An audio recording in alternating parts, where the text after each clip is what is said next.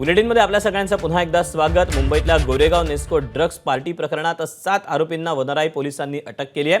अटकेतील 7 आरोपींना पोलिसांनी बोरिवली कोर्टामध्ये हजर केलं। 7ही आरोपींना 18 तारखेपर्यंत पोलीस कोठडीत पाठवण्यात आलेलं आहे।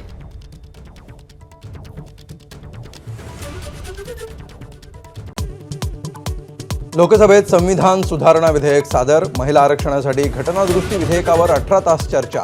उद्या दुपारी 4 वाजता तिन्ही विधेयकांवर मतदान। महाराष्ट्र विधान परिषदेच्या 9 जागांसाठी 12 मे रोजी मतदान। 30 एप्रिलपर्यंत अर्ज भरण्याची मुदत, तर 4 मे पर्यंत अर्ज मागे घेता येणार। 12 मे रोजीच मतमोजणी। भोंदू अशोक खरातचे आर्थिक व्यवहारातील भागीदार एसआयडीच्या रडारवर। नाशिकसह अहिल्यानगरमधील विकासक बांधकाम व्यावसायिकांची चौकशी होणार।